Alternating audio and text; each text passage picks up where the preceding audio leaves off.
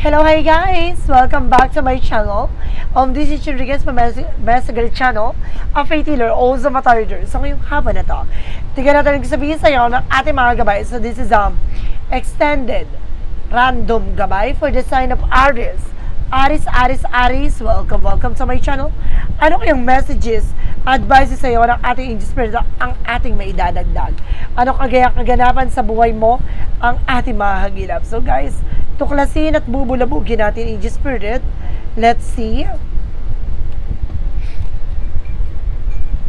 Alamin natin yan, ano pa kaya kaganapan at advices sa iyo ng ating mga gabay ang ating mga hagilap. So let's see and watch this.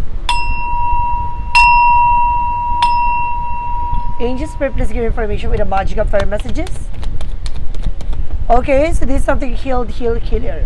No, unti-unti nang hihilom. Diba? Unti-unti nang gagaling. No, makaka-recover ka na from the pain for any struggles. No? And any difficulties, and there's an autumn with a harvest moment. No, mag-aani ka na walang kumpay. Ito na yon, no? And there's a vegetarian. Kailangan mo lang umiwas with a fruit and vegetable. Kailangan mo umiwas sa mga red meat. No? Kailangan fruit and vegetable lang kainin mo muna for a meantime.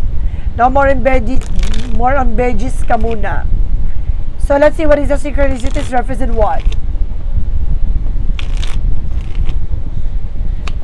For synchronicities represent what? Represent with the reflections. No? Ibig sabihin dito lahat ng gagawin mo magre-reflect sa'yo. Kaya kailangan mag-ingat ka. No? Sa bawat kilos at galaw, there's a something roots. No? Kumbaga, may mga ugat dito na pinanggagalingan ng lahat. No? Kaya kailangan mag-ingat ka dahil kung ano man yung mga bagay na nangyari sa nakaraan, maaaring maungkat ulit yan sa kasalukuyan. No? This is something is with a fall. Unti-unti din ibibigay yung mga bagay na what you deserve. No? What is the yin and yang oracle card? Represent what?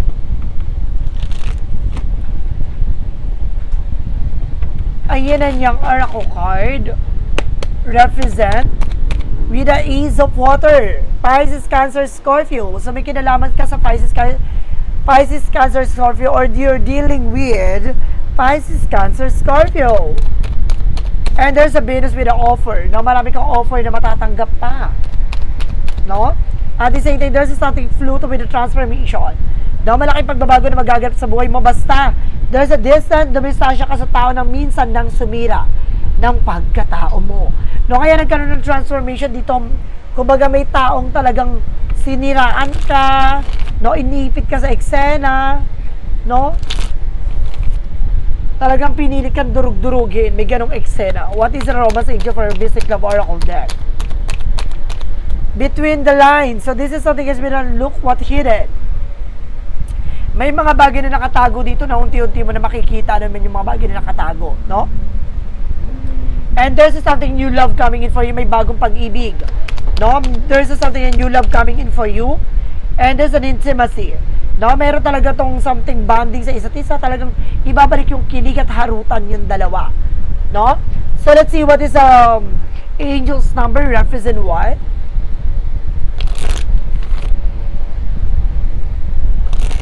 With an angel's number represent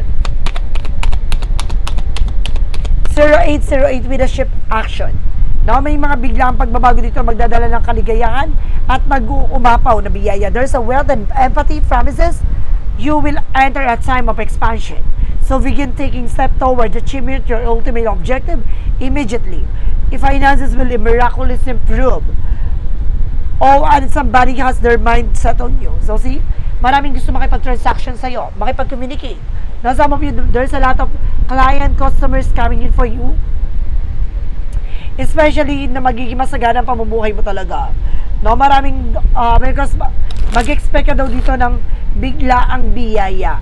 No? There's a harvest moment, so may biyaya talagang parating na hulog ng ating poong may kapal. What is the money matter? Represent what? And there's a love affair. Some of you guys now don't lose your mind.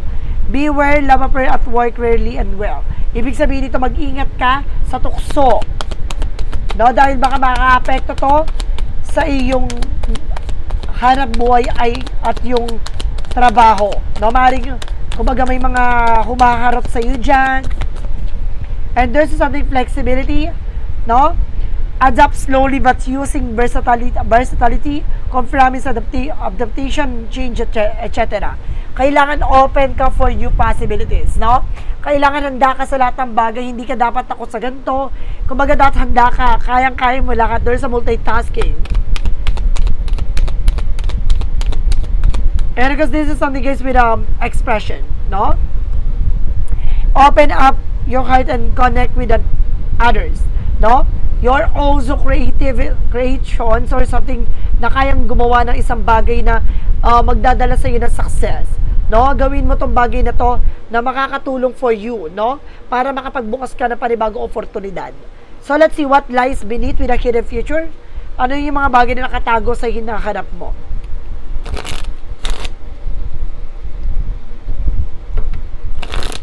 Alamin natin yung mga bagay na nakatago sa hinaharap. Okay, one more card please. Okay. There's something guys with outdated. Now some of you guys na parang this is something expired na parang tapos na or maaring may mga bagay na hindi mo na dapat inuungkat pa. No? May mga bagay na nangyari from the past na kailangan mo ng ibaon sa limot, no? Kasi until now kumbaga umaasa ka pa din, no? Na baka pwede pa. And this is something guys with a private relationship. Some of you, kung gusto mo maging masaya, maging private yung pagdating sa relationship, no? Huwag ka masyado maging public. And this is something guys with anger management, no? Labanan mo yung galit dito or something, yung tension, no? Yung pagiging aggressive, bawasan mo yan. What is the part of the light? Represent one.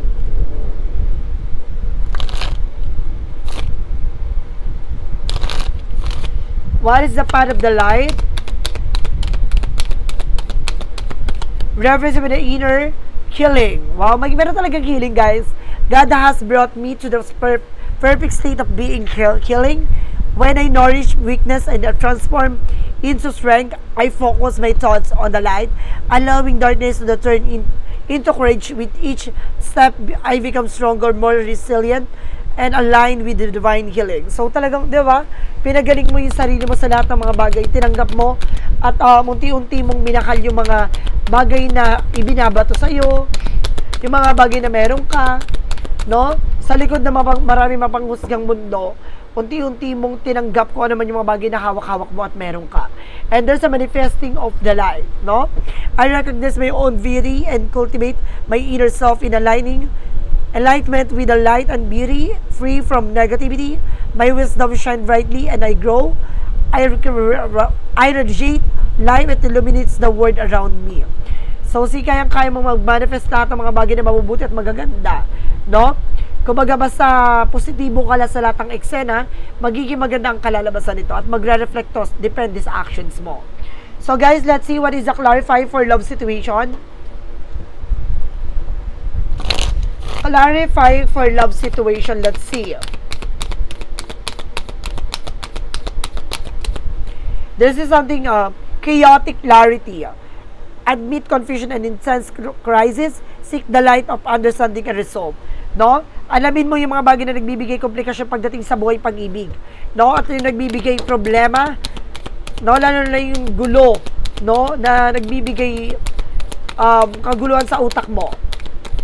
Ibig sabihin dito guys na parang may asawa ka na or may mahal ka na pero may humaharot pa or may lumalandi pa, something like that. No? And if this is something swept away, cough in the romance or clearing out emotion. So see, kumbaga kapag may alam mong asawa ka na, no, magstay ka na dyan for good. Dahil kasi iwasan mo na, linisin mo na yung emotion mo sa ibang tao. No, wag mo na kaya ma-fall ka sa ibang tao, no? So let's see what is the initial messages with a deep soul connection.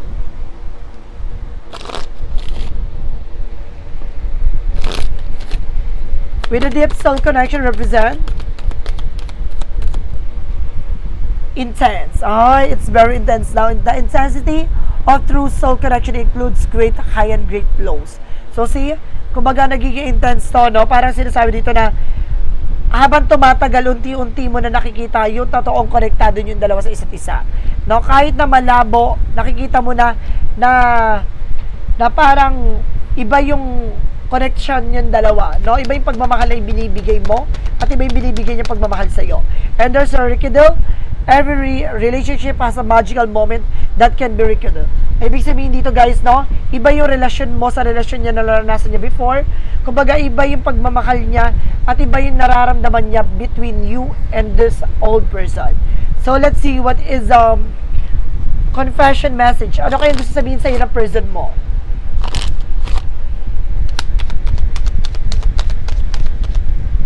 And this is something that opening up. No, gusto niya magsabi sa'yo. No? I'm getting ready to say what is my heart. I know that this love is true. Unconditional, everlasting kind of love. I want you to know I am trying to open up. But it's so hard for me to put my feelings for you into words. But I know I have to this. And you need to hear them. No? Gusto mo tong marinig, gusto mo maramdaman to, gusto mong sabihin, no? Yung totoong nilalaman ng puso at isip mo. Gusto niya raw i-open, no, lahat ng mga nararamdaman niya, gusto sabihin ng puso niya, no, na mahal ka niya, kahit na gano'n man kahirap, no, para sa kanya, na sabihin sa'yo kung ano yung nararamdaman niya. Parang gusto niya i-express pa rin sa'yo. No? So, let's see. And because this is something you are mine. Ay, talaga, sa'yo. No? We are meant for each other. There is no one else in the world who could ever replace you. We were made to be together. We are destined, and I am yours and you are mine only. We have done this before and we'll do it again. So, sinangyari na to sa inyo daw. So, ibig sabihin, walang kahit na sino ang makakakuha sa'yo, walang ibang sino ang magmamahal sa'yo kundi siya lang. No? Talaga nasa tadhana at nakatadhana daw kayo sa isa't isa na muling magsisimula at magkakaroon daw kayo ng panibago eksena at maaaring masimulan na ulit, no? Ang mga nasirang oras at panahon yung dalawa, no? Kumbaga ngayon yung panahon ng pagkakataon para daw magkasama at pag-isahin daw kayo ulit ng tadhana. Totoo ba? So let's see. What is a yes or no question represent what? With a pick a card, guys, pili kayo dito ng isang card. Then, nandito yung pinakakasagutan, guys, ha. Mag-isip na kayo ng question, guys. Mag-isip na kayo ng question, ha. Andito yung kasagutan, kumukuha na ako. Okay. Okay, let's see.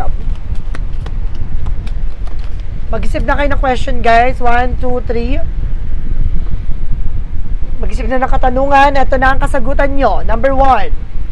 There's a yes. Embrace new opportunities and fresh day begins. So, magsisimula na panibagong bukas, no? Maaaring masisilayan mo na yung panibagong pagkakataon, no? Kaya kailangan tanggapin mo yung mga opportunities na dumarating para sa'yo. And there's a yes. And there's a no. Your ideas are rejected, not satisfied with the result. No, hindi pa sa ngayon. No, hindi pa yung tamang pagkakataon para makuha mo yung mga bagay na yan. No, kaya kailangan mo maghintay ng tamang pagkakataon dahil hindi pa hubog at hindi pa para sa iyo yung panahon na to. No? Number 3, there's something yes, golden opportunities, good lifting, clear skies. So, ibig sabihin, malinaw na. No, malinaw na to, oportunidad na to para makuha mo tong bagay na to, para makamit mo at parang maramdaman mo na panatag na ang sitwasyon na okay na muling magsimula. So, guys, this is extended random gabay for the sign of Aries. Aries, maraming salamat for this wonderful reading. So once again, this reading is a general reading lamang nila at makaka-resonate. Kunin lamang po, makaka-relate sa inyong comment down below kung kaninong energy ang ating nasa gabay. Because don't forget to like and subscribe my channel and hit notification bell for more videos. Because maraming salamat po sa mga walang sawang pag-support sa aking channel. Lalo-lalo na ang hindi nag-skip ng ads, saway pagpalain kayo ng Diyos at may kapalisiksik, liglig, nag-uumapaw na biyayang manumbalik sa inyo. At maraming salamat po. See you in the next video. Bye-bye and babush!